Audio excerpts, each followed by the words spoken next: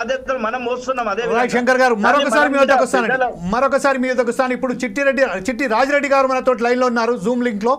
రాజిరెడ్డి గారు ప్రస్తుతం ఏదైతే శంకర్ గారు అంటున్నారో అదే సమ్మయ్య గౌడ్ గారు చెప్పారు, సురవి యాదయ్య గౌడ్ గారు చెప్పారు. ఖచ్చితంగా ఒక విషయం ఏంటంటే, ఏ సర్పంచ్ అయితే అక్కడ విధులు నిర్వహించారో సాధక బాధాలు ప్రతి విషయంలో అతనికి తెలిసిన కాబట్టి అతను కానీ ఎమ్మెల్యే అయితేనే ఆ గ్రామస్తులు పడుతున్న బాధలు ఏదైతే ఉన్నదో వాళ్ళకి వస్తాయి. కానీ ఈరోజు కేవలం ఒక రియల్ ఎస్టేటర్లు మాత్రం ఎమ్మెల్యేగా పోయి తూతూ మంత్రంగా చేస్తున్నారు.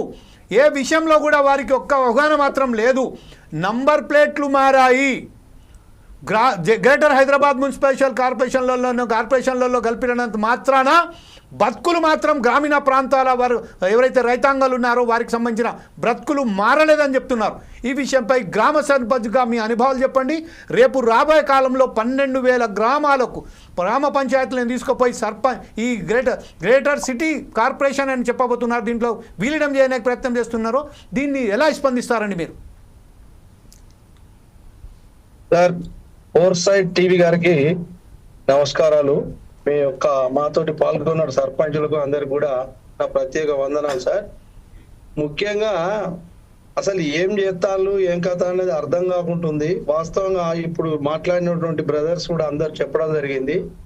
ఏంటిదంటే, వాస్తవంగా ఇంతకుముందు ఎన్టీ రామారావు ఉన్నప్పుడు సామాన్య మానవుని తోడ్పాటు మండలాల ఏర్పాటు అని పల్లెల దగ్గర తీసుకుపోయింది. కానీ ఇప్పుడు పల్లెల నుంచి పట్టణాలు తీసుకొచ్చుడు అది ఎవరికి సమంజసమో మరి ఏందో నాకైతే అర్థం కావట్లేదు సార్.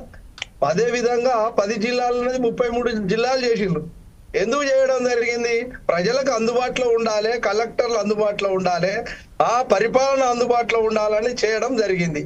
అదొకటి అయితే మళ్ళా తీసుకొచ్చి మళ్ళా ఇందులో పెట్టి ఇవన్నీ చేసి వాళ్లకు కనీసానికి ప్రజలకు అక్కడనే మండలంలో ఒక ఎంపీడీఓ ఉంటేనే ప్రతి విలేజ్ పోయి మీటింగ్ పెట్టి, బాబు మీకు ఇవి వచ్చినాయి, ఇవి సక్రమంగా వినియోగించుకోవాలని చెప్పేటటువంటి రోజులు ఇవి.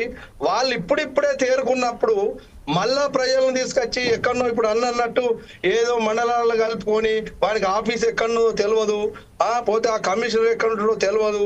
ఇవన్నీ కూడా నా దగ్గర కూడా పెద్ద విలేజ్ మాది కూడా దాదాపు 600, 700, 800 మంది రోజు ఉపాధి హామీకి పోయేటోళ్ళే సార్. వాళ్ళందరికీ కూడా కనీసానికి పార్ట్ టైం అన్నట్టు పార్ట్ టైం జాబ్ లెక్క పొద్దున 7 గంటలకు పోయి 9:30, 10 గంటలకు చేసినంత వాళ్ళకు 100, 160 కానీ 200 కానీ ఏ పద్ధతులు అంటే ఆ పద్ధతిలో తీసుకొని వాళ్ళు ఏదో జీవనోపాధి గడిపేటోళ్ళు. వాళ్ళకు ఇప్పుడు ఇల్లు పన్ను కట్టాలి, ఇవన్నీ కూడా మంచి వేప చెట్లు అవన్నీ కూడా రియల్ ఎస్టేట్ దందా పోయి పెద్ద కుటుంబాలనే మన తాతలు ఎంతవరకు ఉంటారా అని ఏర్పడేసే రోజులల్లా ఇవన్నీ కూడా మళ్ళా తీసుకొచ్చి పెద్ద కుటుంబం లెక్క అన్ని కలిపి నానా ఇబ్బందులు పడేదానికన్నా మరి ఎట్లా ఆలోచన చేస్తాలో ఏందో. కానీ ఇప్పుడు పట్టణాలన్నీ కూడా మళ్ళీ వేరు చేసి 33 జిల్లాలో 32 జిల్లాలో చేయడం జరిగింది, మండలాలు చేయడం జరిగింది, తహసీల్ ఆఫీసులు పోయి ఇవన్నీ మనం చూస్తున్నాం కదా సార్.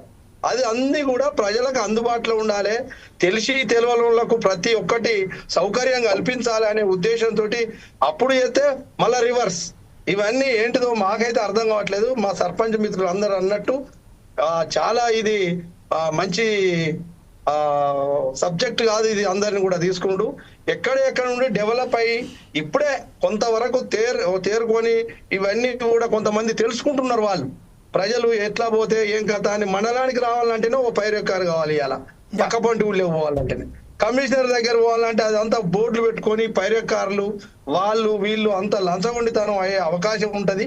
వాళ్ళు పాపం బతకనిచ్చిన నంబర్లు మార్చాలి, వాళ్ళకి ఇప్పుడు భూమి రేటు పెరగగానే అమ్మ బుద్ధి అవుతుంది.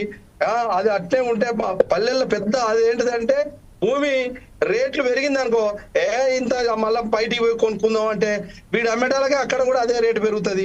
పాపం వాళ్ళని ఆలోచన చేసినటువంటి పరిస్థితులు తప్ప వేరే ఆలోచన లేదు. ఏదన్నా దగ్గర 1-2 విలేజ్లు ఉంటే అది వేరు కానీ ఏదో 1200 సర్పంచులను తీసుకొచ్చి ఇలా చేసుడు మాత్రం ఇది మంచి పద్ధతి కాదని నేను అనుకుంటున్నా సార్. పల్లెల్ని ఇబ్బంది పెట్టినట్టే.